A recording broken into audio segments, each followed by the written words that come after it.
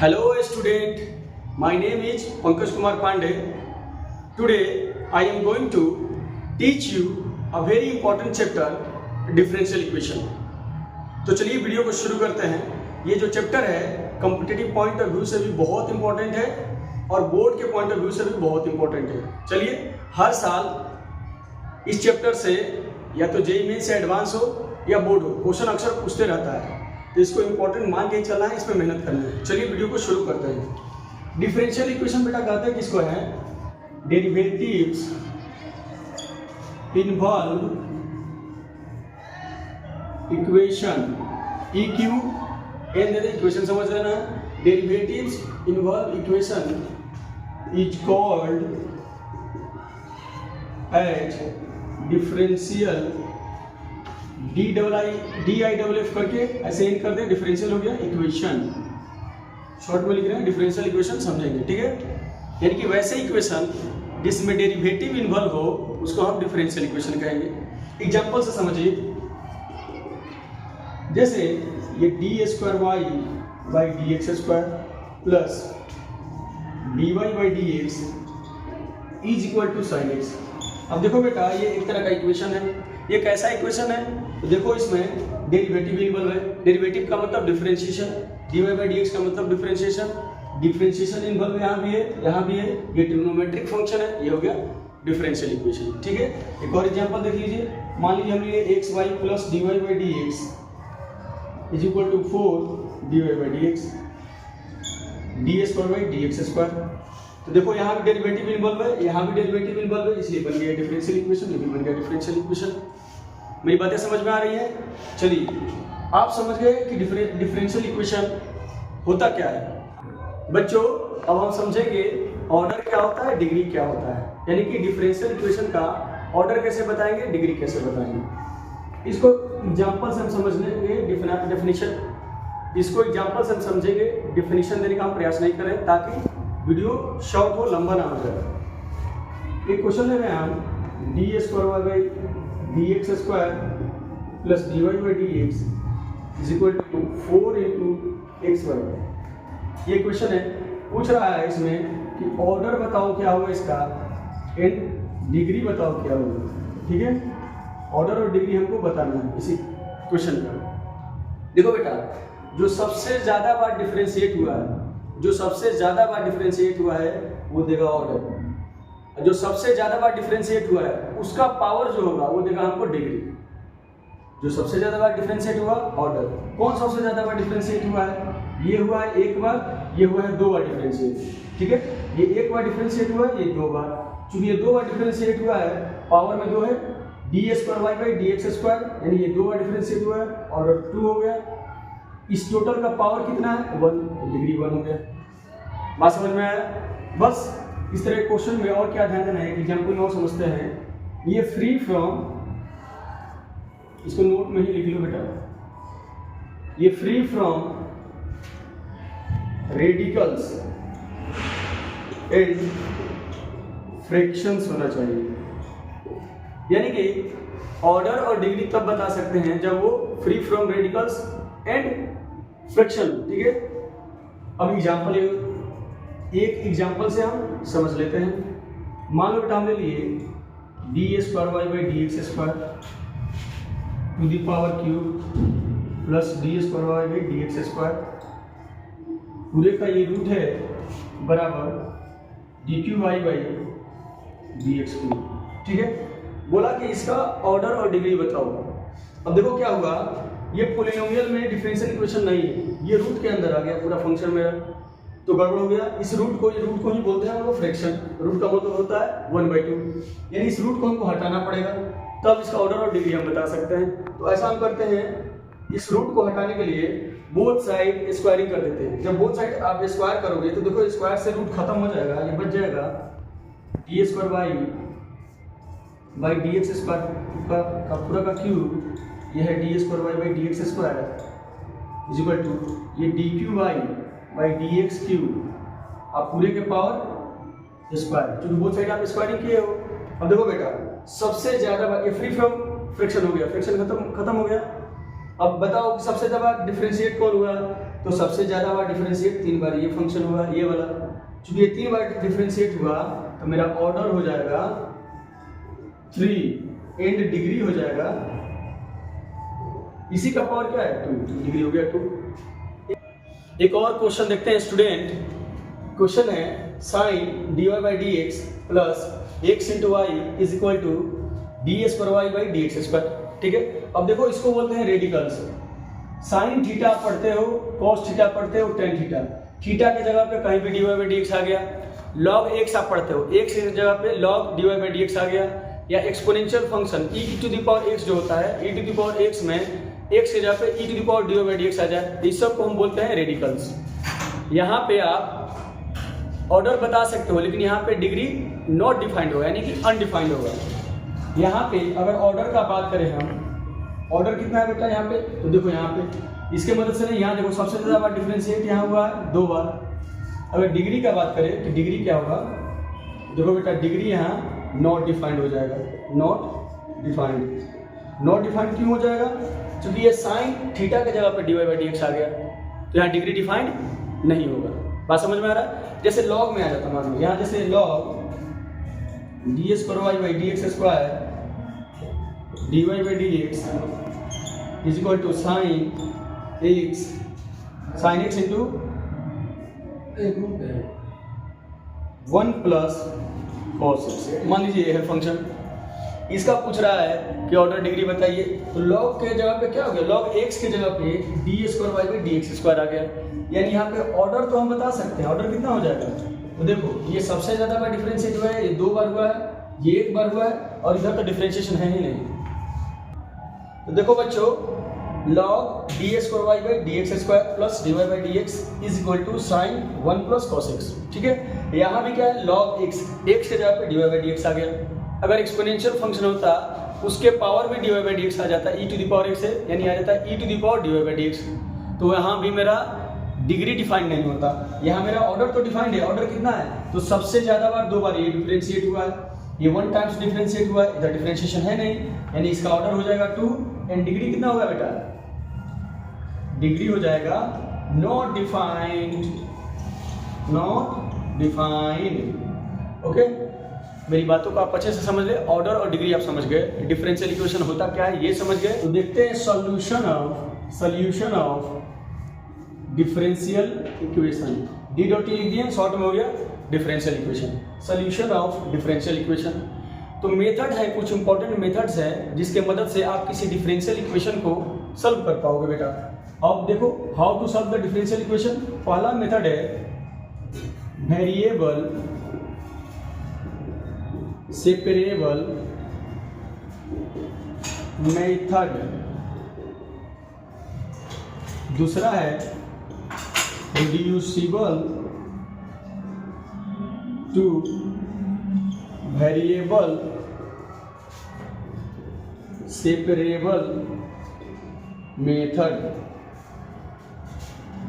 दिख रहा है आपको, ठीक है। तीसरा है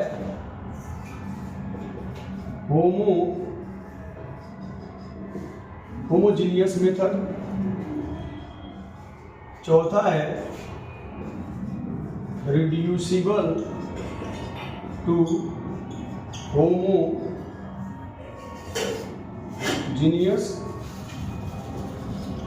मेथड। थोड़ा फास्ट बोल रहे हैं, कोई दिक्कत हो बताना बेटा। पांचवा है लीनियर फॉर्म, ये है लीनियर फॉर्म। 6 नंबर पे है रिड्यूसिबल टू लीनियर फॉर्म। 7 में है इंस्पेक्शन मेथड, ये भी थोड़ा इंपॉर्टेंट है, जेमेंस में अक्सर यहाँ से क्वेश्चन कभी कभार डालते रहता है। Inspection method. तो लीनियर फॉर्म हम शुरू करने जा रहे हैं, ठीक है। देखो बेटा, लीनियर फॉर्म कब और कैसे अप्लाई होगा और कैसे पहचानेंगे कि दिया हुआ डिफरेंशियल इक्वेशन लीनियर फॉर्म का क्वेश्चन है, ठीक है। क्या कहता है ये, dy by d x plus p y is equal to, अगर क्यू है कहीं इस फॉर्म में कहीं भी क्वेश्चन दिख रहा है, इस फॉर्म में कहीं भी क्वेश्चन दिख रहा है, उसको बोलेंगे कि वो लीनियर फॉर्म का क्वेश्चन है। अब ऐसा नहीं होगा कि बार बार इस फॉर्म में दिया रहेगा, कभी कभी आपको इस फॉर्म में लाना पड़ेगा क्वेश्चन को, ठीक है। तो ये समझ जाइए, कभी कभी आपको दिए हुए प्रॉब्लम को लीनियर फॉर्म में लाना पड़ेगा। वेयर चमक नहीं रहा है, where P and Q are the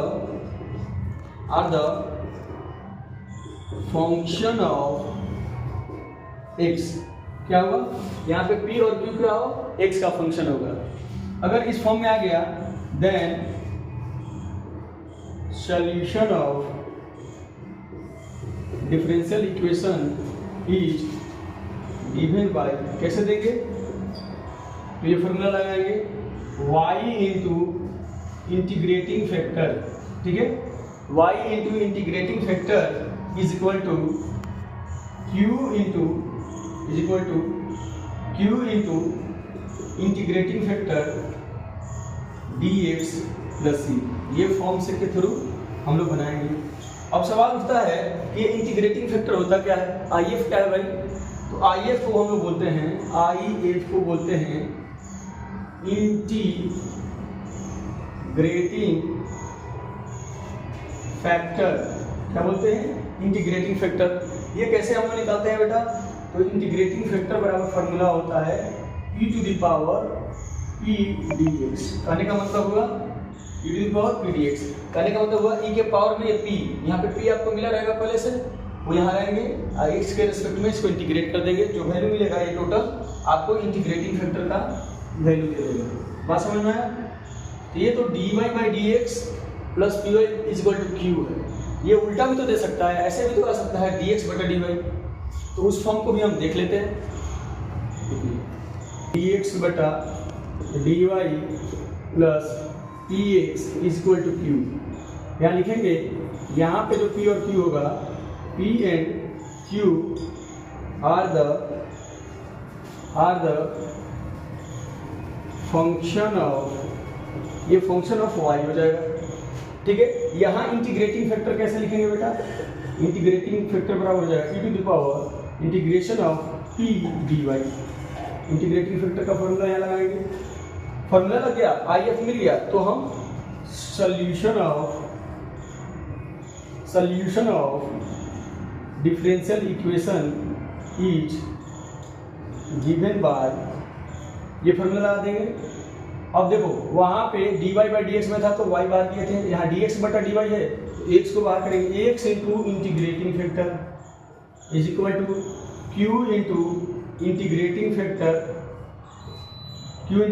factor, और वहाँ पे dx था, यहाँ dy हो जाएगा प्लस c। ये फॉर्मूला है डिफरेंशियल इक्वेशन को देने के लिए। ये दो फॉर्म में दो तरह से पूछ सकता है, ठीक है। अब हम लोग दोनों फॉर्म को, ये जो लीनियर फॉर्म है, इसके दोनों तरह के फॉर्म को एग्जाम्पल से समझने का प्रयास करते हैं, तो आपको अच्छे से क्लियर हो जाएगा। चलिए student, this is the question x cos x dy by dx plus y x sin x plus cos x is equal to 1 है। ये जेईई मेंस का क्वेश्चन है बेटा। अब देखो, अभी आप पढ़े थे कि ये फॉर्म में क्वेश्चन होना चाहिए, dy by dx plus py is equal to q। या तो ये फॉर्म हो, या dx बटा dy plus px is equal to q, इस फॉर्म में हो। दोनों में से कोई भी फॉर्म होना चाहिए, ठीक है। अच्छा, दोनों में से कोई भी फॉर्म में दिख नहीं रहा है क्वेश्चन, बट हमको इतना एहसास हो रहा है, ये जो dy बाई dx है, इसका कोएफिशिएंट हमेशा देखो खत्म कुछ नहीं है, कोएफिशिएंट 1 होना चाहिए।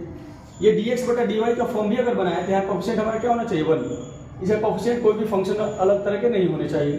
तो हम ऐसा कर रहे हैं कि इसको कन्वर्ट करने जा रहे हैं इस फॉर्म में, या तो dy बाई dx के फॉर्म में आ जाए, या dx बटा dy के फॉर्म में आ जाए, उस फॉर्म में हम कन्वर्ट करने जा रहे हैं। तो देखो बेटा क्या कर रहे हैं, dy बाई dx को अकेला करना है, सिंगल करना है, इससे हम LHS RHS में डिवाइड कर देते हैं x cos x।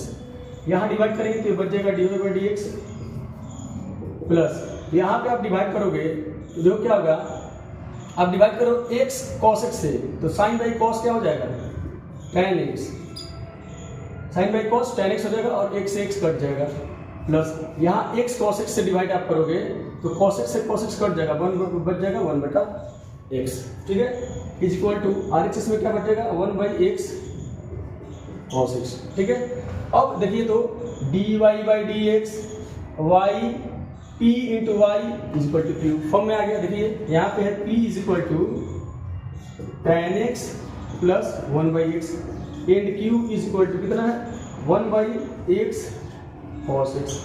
ठीक है, चूंकि हमको p मिल गया तो हम इंटीग्रेटिंग फैक्टर लिख सकते हैं। इंटीग्रेटिंग फैक्टर लिख सकते हैं। इंटीग्रेटिंग फैक्टर का फॉर्मूला क्या है e to the power p dx। अब देखो बेटा e to the power p dx, p का वैल्यू कितना है, ये है tan x प्लस 1/x, यहाँ लिख देंगे dx। ये हो जाएगा e to the power tan x का इंटीग्रेशन क्या होता है, तो tan x का इंटीग्रेशन होता है ln sec x। ठीक है, और 1/x का इंटीग्रेशन होता है ln x।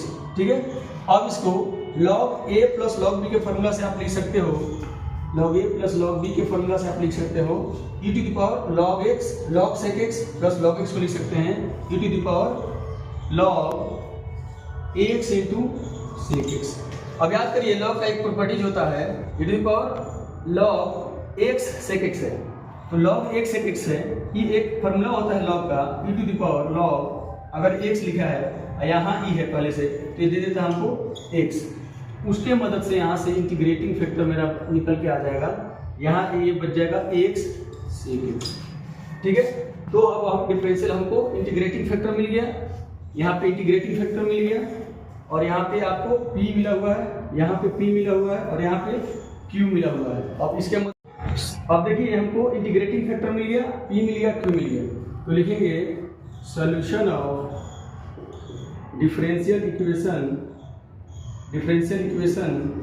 Is given by, क्या होगा, फॉर्मूला था मेरा dy by d x, formula था y इंटू इंटीग्रेटिंग फैक्टर। आप वीडियो पॉज करके पीछे जाके देख लेना बेटा, y into integrating factor is equal to integration of q into integrating factor dx plus c।